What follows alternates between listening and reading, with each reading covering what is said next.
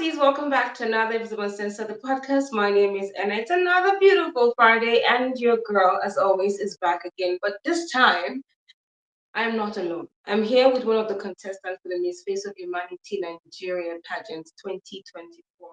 Her name is Fortunate Oloruntimilehin, who is going to be talking to us about confronting abuse and gender discrimination for a more equitable society. I am excited because this is one topic that is very dear to my heart. So I cannot wait to hear everything that she has to say about this and learn as well from her. Welcome to the episode, Fortunate. It's good to have you Thank here. you. Thank you. I was told that you were not feeling well. I hope you're feeling a lot better. Yeah. I'm feeling much better now. Okay, that's good. That's good. So what I like to do here is allow the my listeners hear from the horse's mouth. So I like my guests to always introduce themselves. So tell us about Fortunate. Just a bit about Fortunate. Who is Fortunate? Okay. My name is Fortunate Oloruntimilehin. I'm 22. I'm from Ekiti State, Nigeria. I recently got a degree in law from Ekiti State University, and I recently got admitted to further my studies by getting a master's in law again. I'm a feminist, a girl child advocate, a women's rights advocate, a UN reporter for the United Nations, and I also run an NGO for abuse. I fight against every form of abuse, be it physical, domestical, educational, sexual, psychological. There's so many forms of abuse, and I'm so passionate about putting the word out there about how many forms of them they are and how we can curb them, and even those that have been abused, how we can fight for their rights and get them justice. And I am also a model, I'm a commercial model. I love dressing up. I like to play dress up. I like looking nice because I strongly believe in you are dressed the way you are dressed. So I like to dress appropriately for every occasion. I strongly believe in family because I'm a second of five children and I'm from a very large family. So I strongly believe in family values and love and having a connection and having people that I rely on. Most times I am an extrovert, but when it's time to be serious, I am very serious, especially about causes that are dear to my heart. I work at the Ministry of Women Affairs in Ekiti State here, and I work as a legal advisor on women abuse issues. So that's that about me, I guess. Okay. Okay, I could listen to you go on and on and on. And I like it when I hear a woman who is bold to say, in this day and age, bold to say, I'm a feminist.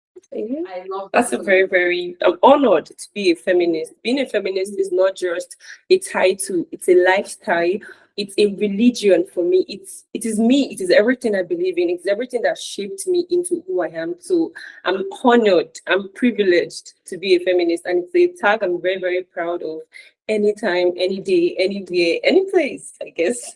Oh, girl, tell them, we're feminists and we're proud of it. And when you said you like to play dress up, you're my girl. I love to Yeah. play dress up. Days I'm bored, when I feel I'm exhausted, I'm bored, I just get my clothes out. I'm like, okay, let's see what goes with what. For me, I believe that there is nothing a good dress cannot cure. For me, if I'm sick, get me a new dress. I'm bored, get me a new dress. I'm not feeling fine, get me a new dress. Nice shoes, get me Okay, cameras. Let's play dress up and just look the part. okay, and I'm good to go. That's interesting. That's interesting. At least it's good to know that we have a few things to come. I like that. So another thing I have been asking some of the contestants I've interviewed is one question, which is one thing I believe is when you're going into something, when you're doing something, one of the major things that you should put at the forefront of whatever it is that you're doing is your why, right? Why am I Yeah. doing? Why am I getting into this? Why this place? Because when things get tough, when things get difficult, when challenges come, the thing that continues to keep you going is the why. Yeah. So my next question for you would be, why Miss Face of Humanity? For me, like I said, I'm very, very passionate about my advocacy, and it's something that's been dear to my heart since I could think very well. I've known that I like to advocate for women, for children, for vulnerable people.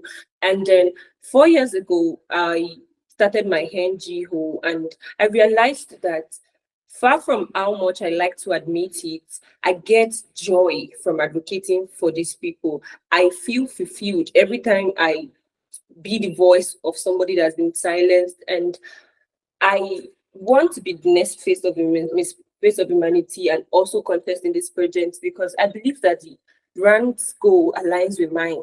At the end of the day, when we say we advocate for people, when we say we help people, when we say we fight for people, it's that human part of us that does it. It's that part of us that feels that it could have been me, it might have been me that does it. And I believe that the brand is all about preaching humanity, saying that person could have been you. That person killed in that war could have been you. That person that is hungry could have been you. That person that does not have access to education might have been you. That woman that's abused might have been you. So I believe that that goal aligns with mine. And I've seen what they've done in 1 year with Narita. And if I say I'm impressed, that would be like an understatement. I'm over impressed. For the first time, I'm seeing a pageant that it's not just about the final night where you get a queen and they just go to events. The queen is on the field, she's in the public, she's there with the people she's queening over, she's everywhere, she's working. And for me, that is the basis of being a queen. Yes, it's okay to want to dress up, it's okay to want to look pretty, which is very, very nice. Beauty is always part of a pageant, but it is very, very important to realize that that platform, that voice, that position you get is not just to show that you're beautiful. You get to do that every day. Is to show people that beauty comes with purposes. Beauty can make positive impact. Things that work cannot solve, beauty can solve it. So when you be, I believe that being Miss Face of Humanity gives me that opportunity to use the platform to tell people that beauty is just one of other weapons to fight abuse in Nigeria, to fight domestic violence in Nigeria. Thank you. Interesting. To whom much is given, much is expected.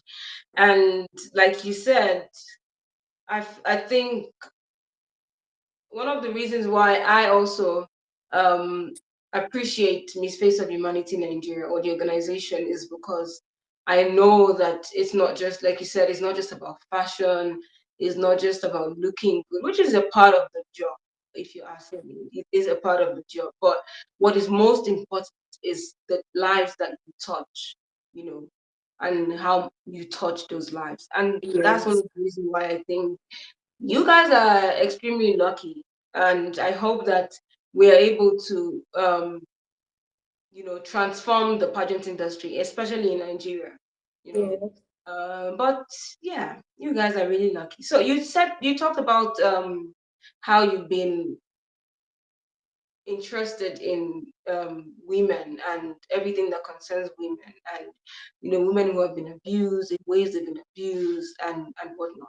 So it means that what you're telling me is that you've been doing some work, right? And I like that a person is already doing something. If you're looking for a bigger platform, at least be doing something before you get a bigger platform. Yeah.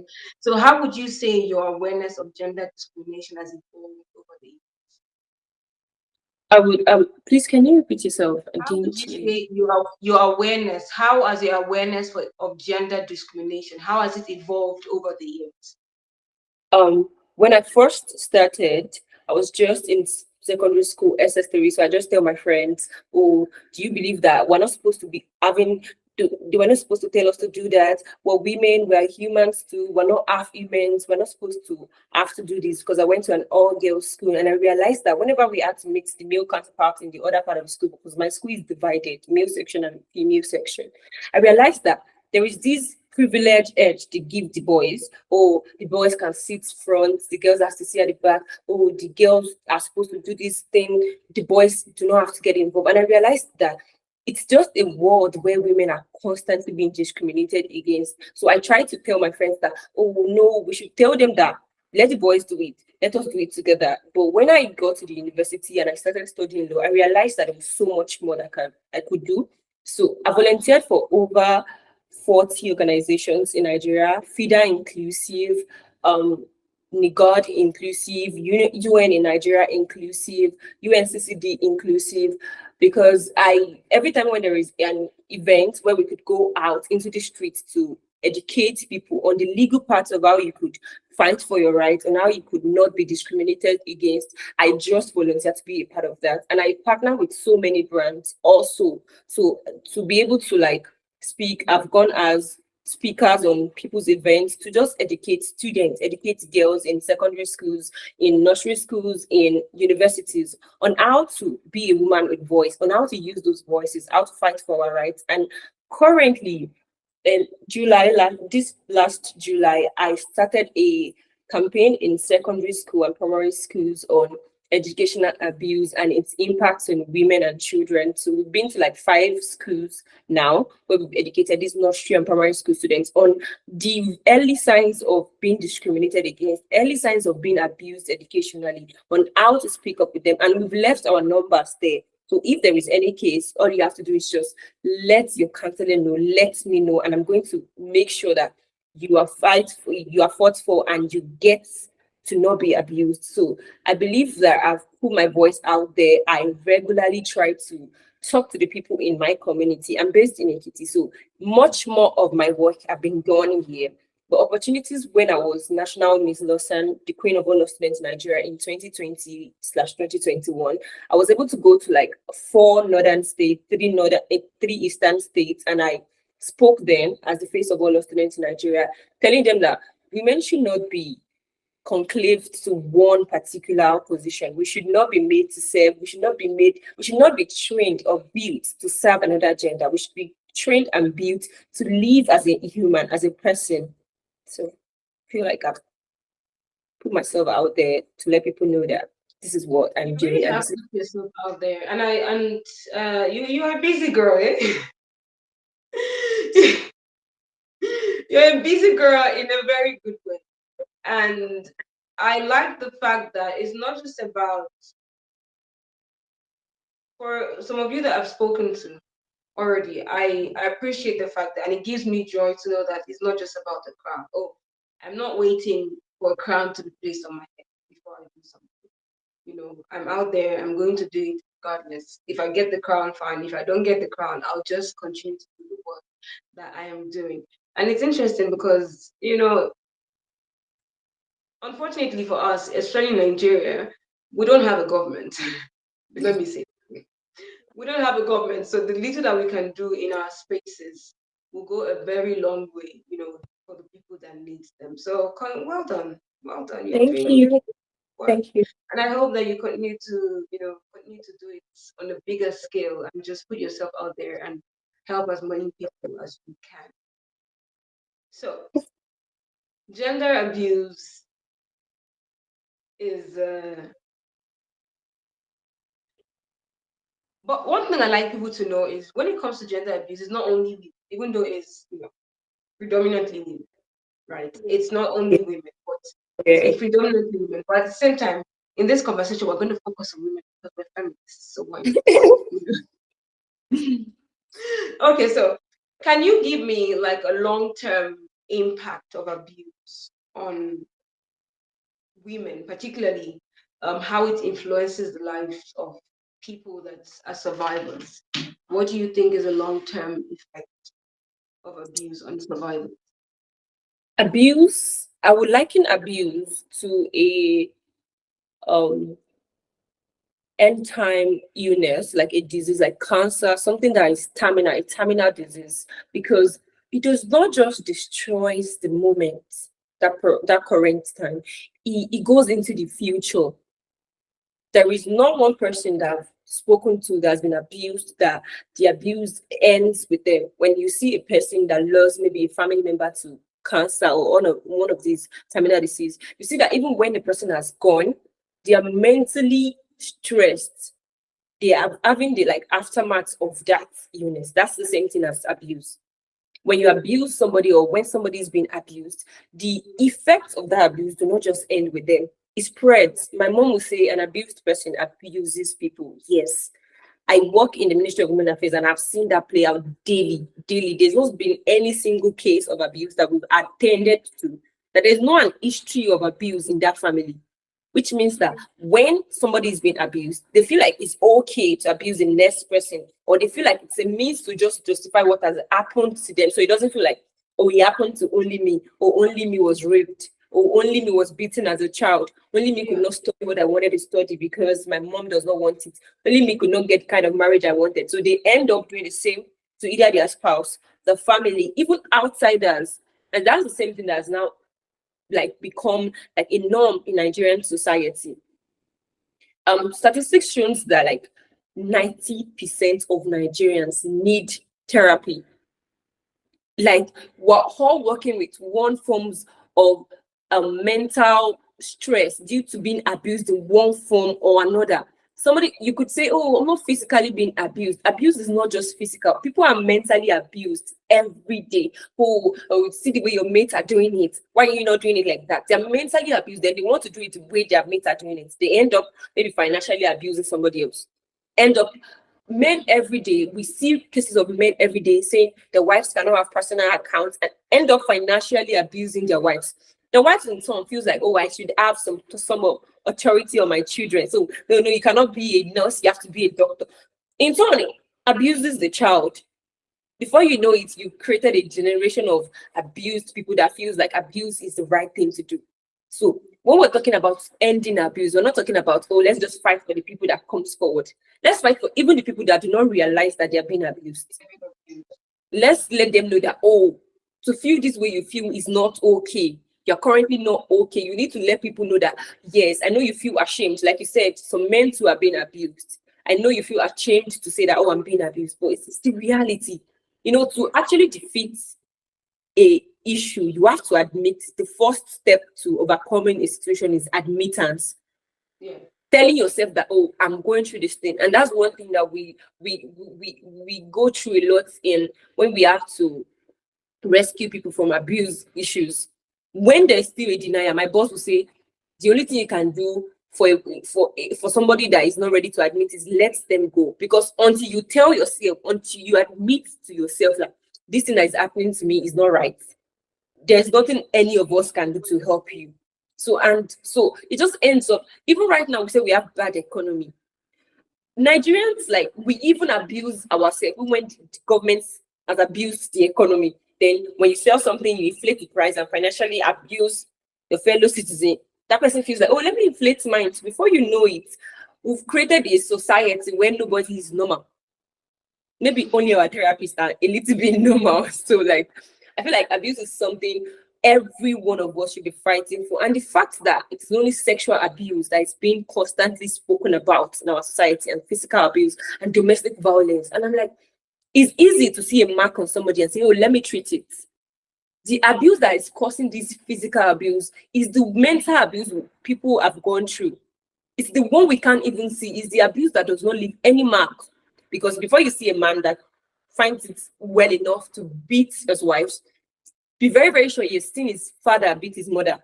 So it actually looks right. But is the man having scars on his skin? No, he isn't. So when you treat the woman's skin, you feel like, oh, this man shouldn't beat you, and you send that back to that same environment. The real person that is being abused, the real abuse, the mental abuse, something has not been addressed.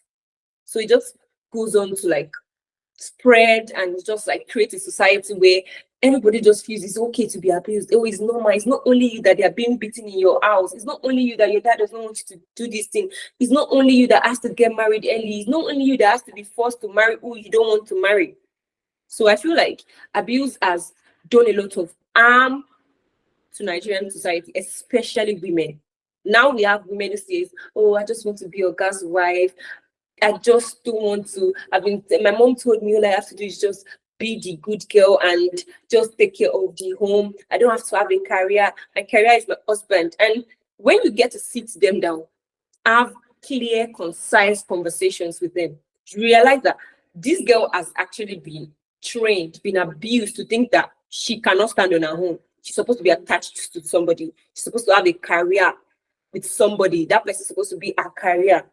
So you realize that this thing, it has done so many harm to our society. And I feel like even if all of us turn advocates for abuse right now, it will take us years to actually eliminate this overflow of the impacts of abuse. But I feel like we have to start one day. We have to start from somewhere. We have to start that discussion. We have to make it normal to tell people that, okay, maybe it's even okay to not want a child. It's okay to want to just be educated. It's okay to not want to stay in a marriage where you're being beaten. It's okay to study something that is not a doctor, lawyer. So it's okay to want to be a fashion designer. It's okay to just want to be you. It is not okay for you to be beaten. It's not okay for you to be cursed out daily. It is not okay for anybody to attach your worth to who you're married to, or who the kind of women you put yourself out on social media to be. So I feel like when we start that conversation, one by one, we may not save the world in one day, but one by one would make progress. And when there's a progress, my mom would say like a little drop into the oceans might not look like it's huge, but it makes a difference. Yeah, it does. It does.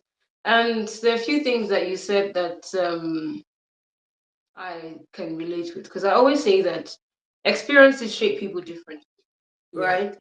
There are two people in a home where there's abuse, where the father is, or the father abuses the mom, and one grows up and says, I will never lay hands on women. Another one grows up to say, it's okay to beat a woman, because my father did it.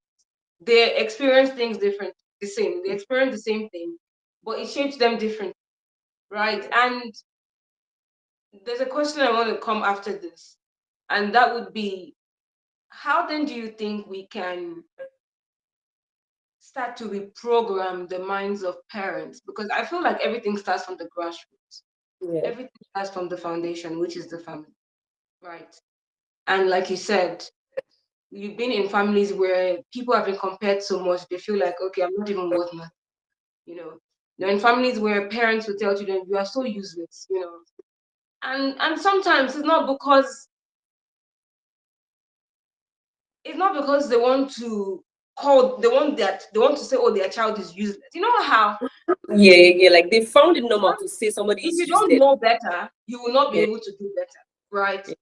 So how do you think we can then start to reprogram the minds of parents? Which of course I'm excited about some of these new generational parents now who say, my son is gonna cook, my son Yeah. is gonna learn how to do this, my son is gonna do dishes, because it's not just a woman's job. And it excites me because that's happening right now. Yeah. But how then do you think we can begin to start to reprogram the minds of parents Yeah. who who do these things, who are Studies have who are in a way shown. abusive Okay. their Studies have children shown without that even knowing? women are the custodian of culture. Mm, Who teaches you, oh, this is the way Yoruba people carry their child? Women, your mother-in-law, the women. Who says this is how the traditional marriage is supposed to be done? The women. So if women has over the years been the custodian of the same culture that's abused those, that's turned us into humans that feel like women should be the inferior being, should be the inferior gender. The campaign has to start with women too. Women in nursery schools, women in primary schools, women in secondary schools, women in the markets, women in our offices. And I feel like it's when you say you want to start a campaign and you probably get a banner and you start thinking in the market, it doesn't do the job the way it should do. It starts from our normal conversations in the classroom. It starts mm, from us in the family, in the house. Just, our parents, Nigerian parents are the kind of parents that when they send you to school and there's something going on in society, now they'll be like, oh, how do they operate this phone now? Or should be you went to school, so teach me how to operate this phone. So I found out that Nigerian parents are ready to learn from people that went to school. They feel like, oh, the world is evolving. So it's our job as educated and privileged students, women, girls, to let our parents know that, oh no, it's not this way. In my house, personally, in my house, there is no gender roles. To interest you, like I'm not attracted to the kitchen in any form or way. I'm not somebody. My mom is a cook, but I don't know when I've been in the kitchen last. Like I cannot put a date to it. Not because I cannot cook, but because I do not find joy or interest in being in the kitchen. And somehow my parents has come to accept that, oh, fortunate does not want to be in the kitchen, but fortunate can read to tomorrow. So I feel like when we start to reintroduce introduce that to our parents, letting them know that it's okay to not just be exactly the way you were. The world have evolved, and they said that a culture that does not evolve is an archaic culture. A culture that does not change with the world's dynamics will die very, very soon, sooner than later. So, what are the ways that we can make this culture follow the trend? Understand that women are now all human beings. Women's bride price should not be paid at their back, should not be paid by sticks. Let the girl have a say. Don't just take 3 sticks and say, oh, I return it, you put 2 extra. Those are cultures that literally let this bride price things be spoken over again.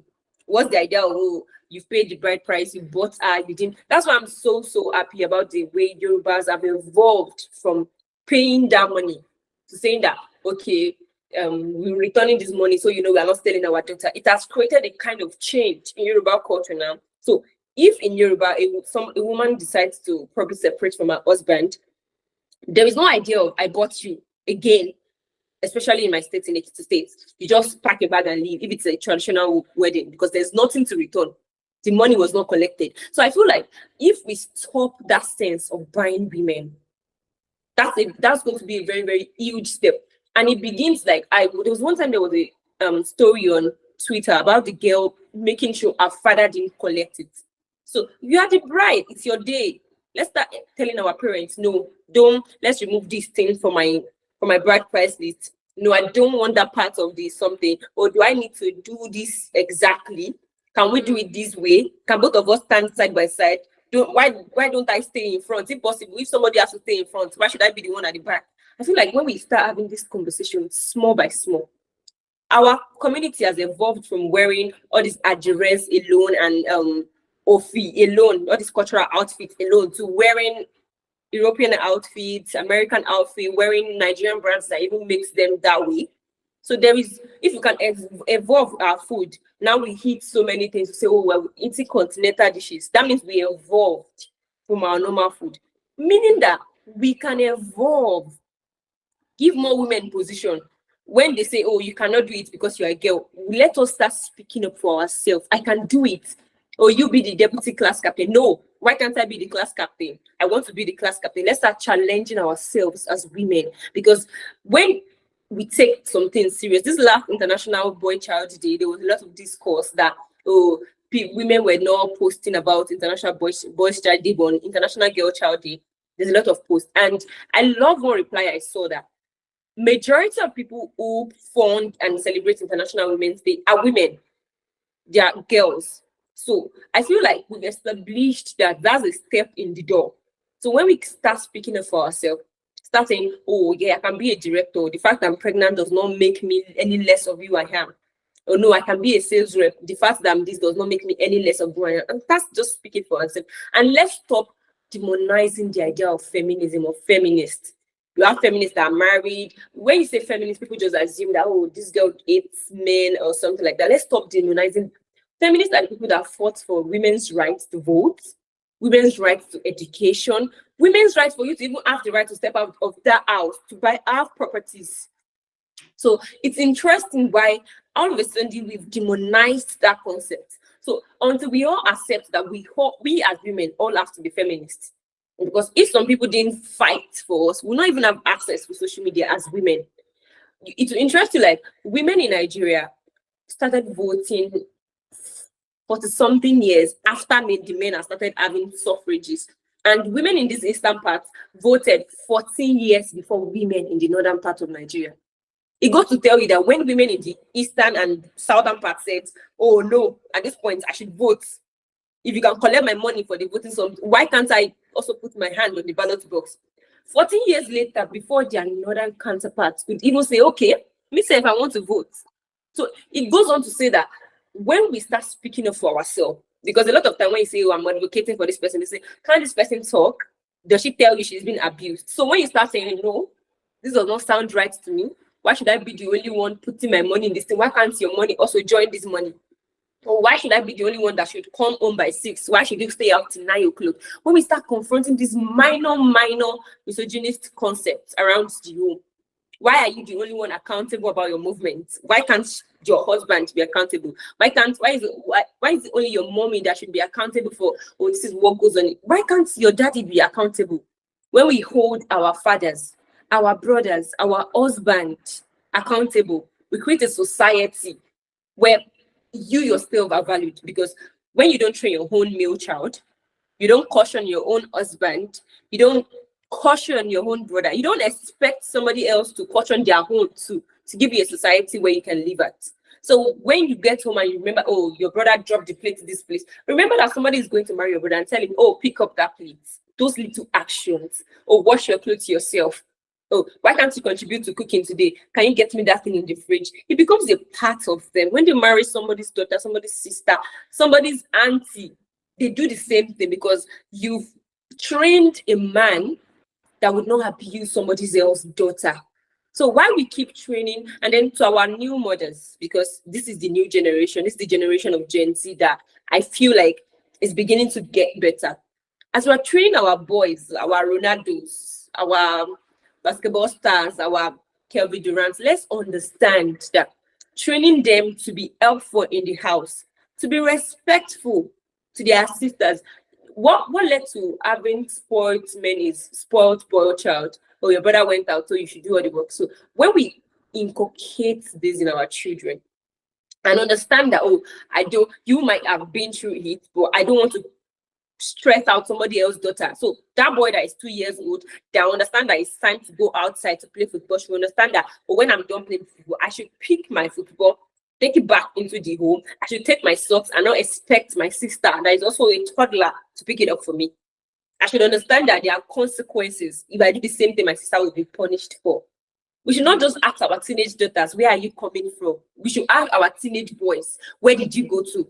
A lot of Nigerian parents say, oh, it's only the girl that can get pregnant. Your teenage son can turn to a criminal.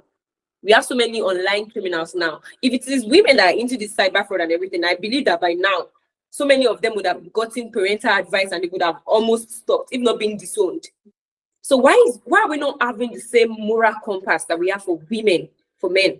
So if we start using the same moral compass that we used to train our girl children, our husbands, our brothers, for for our brothers and our husbands, we would have a society that is at least sane enough to understand that women are humans and should be treated as such.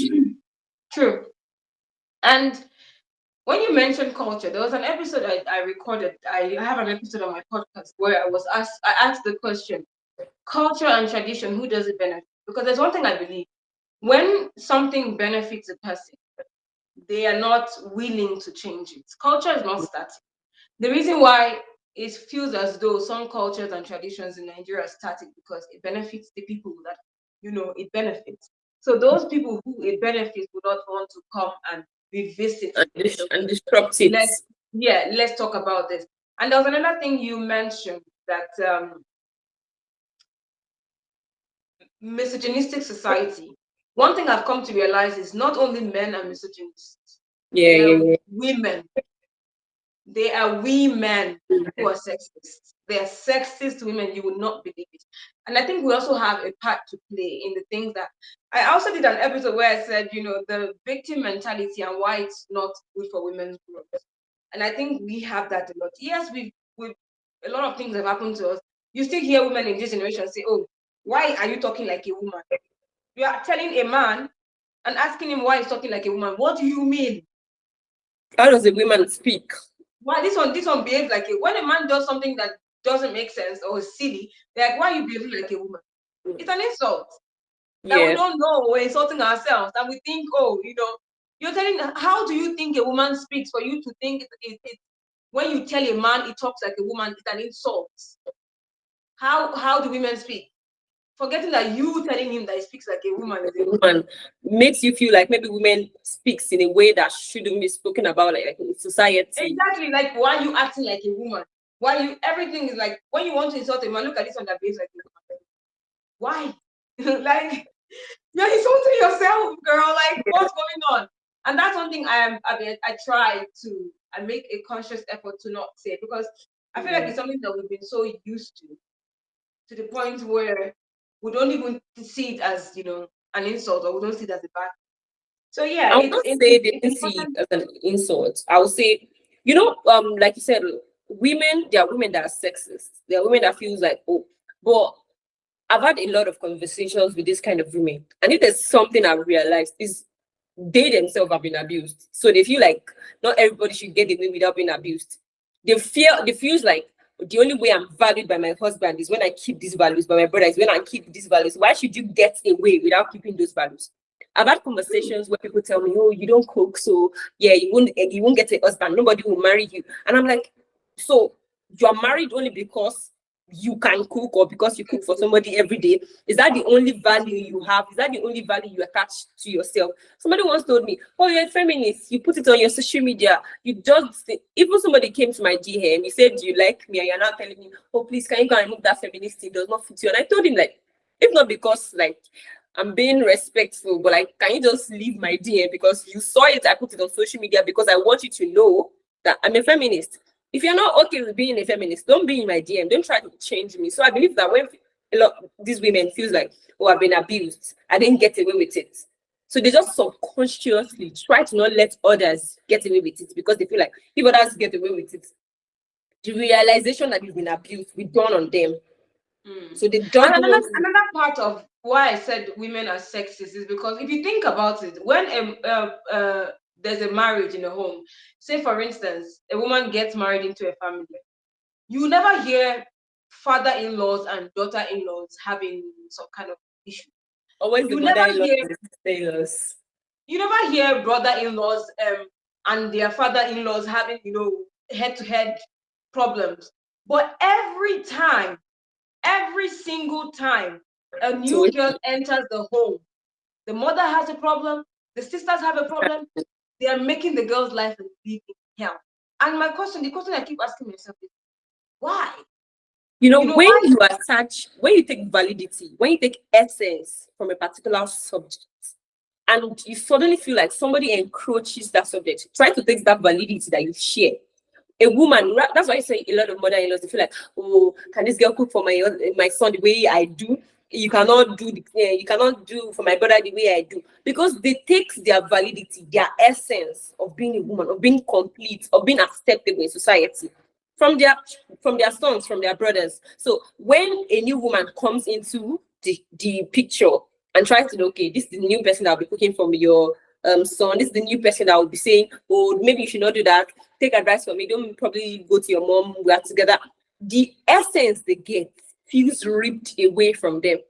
The real work, like the way I find joy from being a feminist, from advocating for women, it's just like you taking that power away from me. I would feel somehow. So for them, it's their son, it's their brothers. So when they feel like somebody is in to compete with them, suddenly feel like it's a competition. Oh, I should win. Oh no, let me make her frustrated.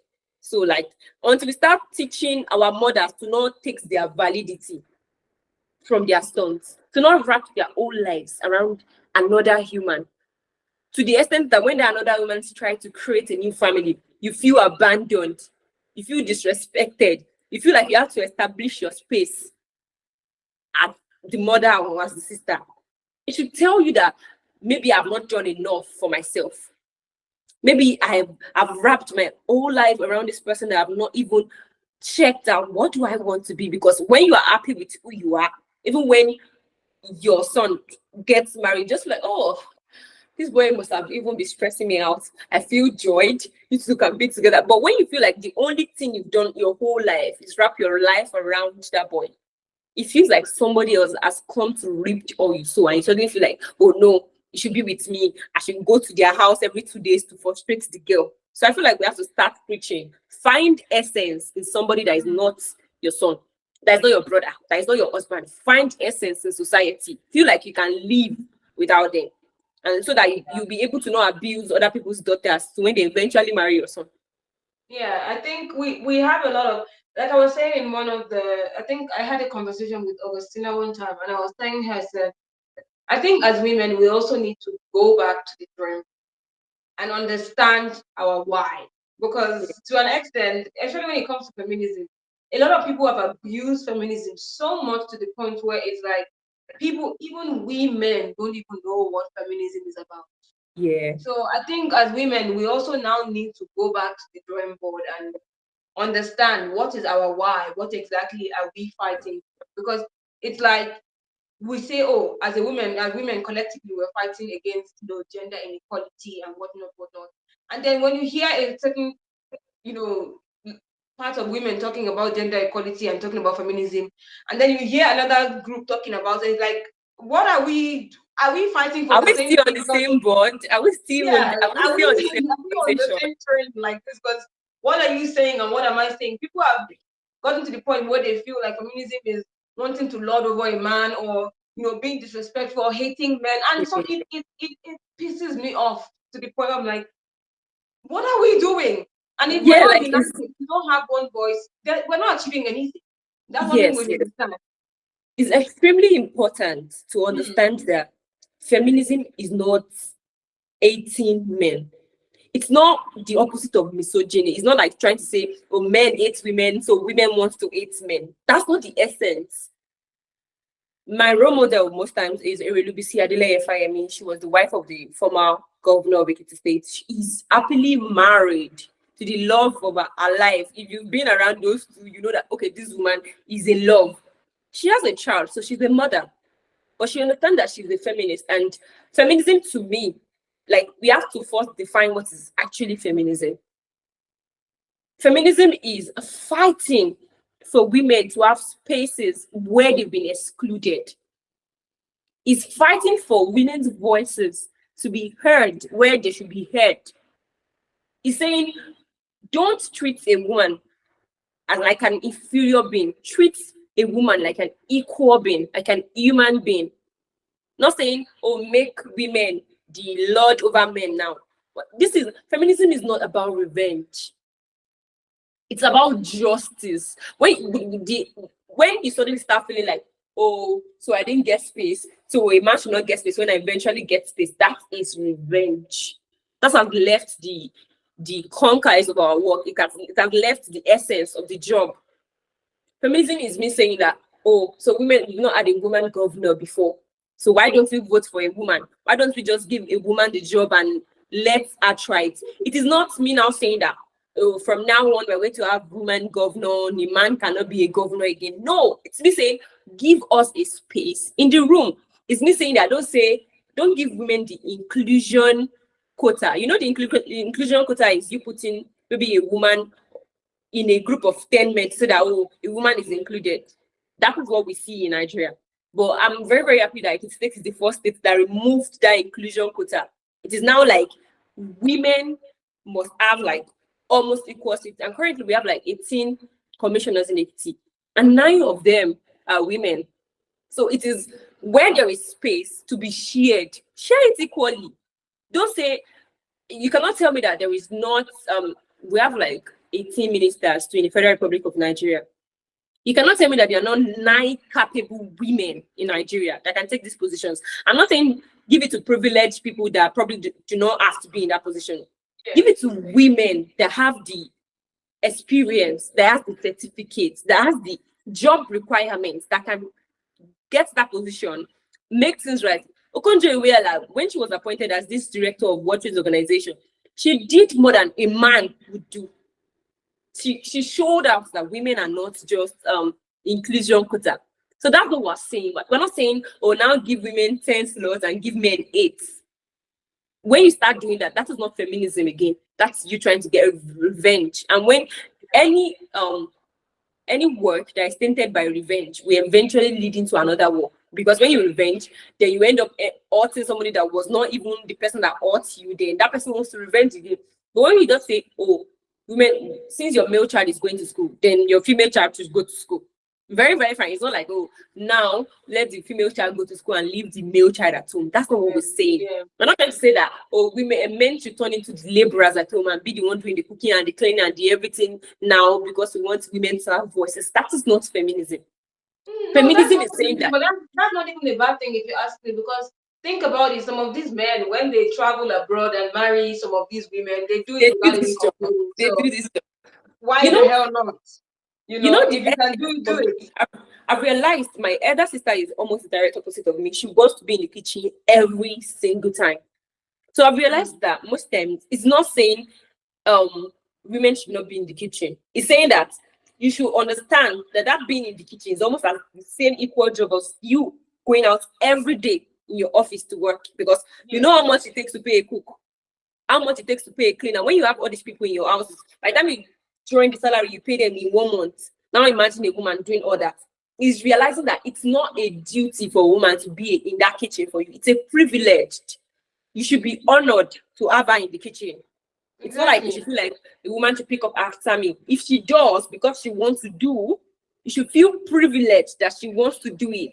Then you should realize that, okay, if you said you are taking care of the home front, oh, let me take the whole financial something. Make it almost equal for you people. I'm not saying that, oh, you should clean the house too and just do the provision and let the woman rest. I'm saying that make it equal. Make the contribution to the home equal. If your wife goes to work, then she still comes home to clean after you in the house. It's not equal. Especially if you are using both of your salary. It's not equal again. That's like 1730. I'm saying if she has to do the whole cleaning of the house, it's either maybe at the end of the month you feel like, oh, let me appreciate you for all the work you've even done in the house. So you realize that when she does it, you're not entitled to it because you married her. You're privileged to get that honor. You're very privileged, and I think we need to start having conversations around this topic. But then, quickly, just before we round up, because we getting, time is against us. How do you think, very quickly, how effective are the current laws and policies in protecting victims of abuse and gender discrimination in Nigeria? In Nigeria right now, we're one of the African countries that have strict law about abuse, gender abuse, and discrimination. But I feel like it's not if these laws are available, it's the effectiveness. It's people knowing that they are there. I work in the Ministry of Women Affairs, and Ekiti has a gender-based violence law. And if that law is used every day, women in Ekiti will live like kings. But we've had cases where we even want to prosecute, and the wife is like, oh, I don't want my husband to be in prison. So these laws are there. In Nigeria, we have these laws. The issue is these victims letting these laws be enforced. These family members, the rape apologists, the abuse apologists, these pastors, these imams, these Oloruntimilehin, these family leaders, these, advisors, marriage counselors should start understanding that when you do not let somebody that abuse somebody be charged to court or be punished for what they've done, you tell them that it's okay to get away with it. So we have the laws. Are they effective as they should be? No. But the government will not come to your house to pick up. There is something in the law that says that a third party that has no interest in a case cannot bring that case before the courts. That's one of the rules of laws all over the world. So even if two people are about to kill themselves beside you in the house, unless that woman comes to you to complain to you and you have evidence that this woman has come to complain to me, if you take it to a police station, unless the woman wants to charge that case, when you take it to court, the court will throw it out because you have no primary interest in the case. So I believe that this law will be more effective if we start educating the victims that it's okay to let the person that abused you be punished duly for what they've done to you. When we stop victim shaming the victims, when we say, oh, when they now rape you, is it only you that they've raped? Slap you once, is it slap you've not seen before? Oh, he shouted at you, Even is it not your husband? Is it not the head of your head of your neck or something? When we start telling our pastors to preach against that kind of moral forgiveness and say, oh, you beauty wants, the Lord wants the home to be peaceful. It's the devil that wants to. The devil did not beat you. So the devil is not trying to tear your family apart. It's that pastor that is saying that, oh, you people should get back together. So when we start telling these people that apologizes for this abuse, that is not okay for them to apologize for it. It states currently have a law against rape apologists. When you apologize for a rapist, and somehow in the case you are mentioned, you are going away for 6 months. So when you've been in Afar Road, that's the prison in Ekiti, for like 6 months. Maybe when you come outside and see somebody raping people, you'll be the first person to even probably report it. So I believe that other states in Ekiti should take that same initiative. Bring laws that says that if you apologize for somebody that sexually abused somebody, or you apologize to somebody that has done domestic violence, you yourself should join the person. on the way to the prison. Go and be I already think in prison so that yeah, you you're very correct. And I think this particular word, African, this the term African marriage should be a sin. yeah. It should be an offense. When people tell you, oh, it's an African marriage, Yeah. it should be an offense because that statement pisses me off the most because I feel like that's the cage they put a lot of African women in. Oh, it's Yeah. African marriage, and They that's did how it is. customary marriage. It's an African marriage. In When this the day Bible and talks age, about marriage, nobody should be getting married customarily only again. Go and exactly. find yourself in the court where something can be done to help you. I'm not saying something will go wrong. Nobody's praying for your marriage to go wrong. But human are programmed. If Mm, something goes wrong, what who works in your interest? Who helps you? Just fight the way he's fighting for a um customary marriage. You know what's the funny thing? Statutory marriage all over Nigeria is only 16,500 naira to tie each other together. 16,500. So if the man cannot marry you with 16,500, you probably should not go forward with that 2.5 million naira traditional marriage you are trying to do. You should not go forward with that 10 million, 500 million white wedding you are trying to do if he cannot tie himself to you with 16,500. So and it's not because the money. he knows the consequences of what that 65 is going to bring if he does things that he's not supposed to do. So So if yeah, he a does lot of not them love will you say, enough to join himself to you in the eyes of the law, he does not love you enough to be married to you. That should be the I could that go should on and on and on. I could go on and on and on with you on this topic. But yeah, just because of time, what message would you like to send to those who are afraid to speak out against abuse and discrimination? one message I would like to speak out to people that have been abused and they cannot speak out is we're here to listen to you. We can see you. That idea that we would not listen to you, we would not believe you is a lie. I can see you, I can hear you, I believe you even before you say it. And there are thousands and millions of women, of people, of humans all over the world that hear you, that needs to see you speak, that needs to hear you speak, that needs to hear you shout. And I want you to know that when you come out, you save somebody else from going through that. You save another woman, you save your daughter, you save your family. Even if it's a man, you save your son. So I'm saying, if you are currently being silenced, if you currently feel afraid, I want you to know that I see you, I hear you, I believe you, I trust in you. I feel like you should not go through that. There is nothing you've done to warrant such. You should not be abused. You're not less of a human. And I want you to know that you are as valued as that your abuser. You're even much more valued. I value you. I want to hear you speak. I want to fight for you. I didn't get this law degree to sit at home. Let me know. Let me fight for you. We have over 7,000 law graduates right now all over Nigeria in the last 2 months. We want to fight for you. We want to see you. We want to help you. And because we have to always remember that we cannot all succeed when half of us are held back. It's a movement. So even if half of us is only you, I want you to believe that half of us is only you. We are currently being abused. Our mission, my mission is not successful. So come out, girl, come out. We're here for you. We want to see you. And you should never be ashamed. Don't feel like somebody will shame you. Nobody will shame you. If that person shames you, we will deal them. So come out. We're here for you. Thank you. Okay, that's a strong message. And yeah, like you said, you should not be ashamed because somebody abused you. The person who is an abuser should be ashamed of themselves.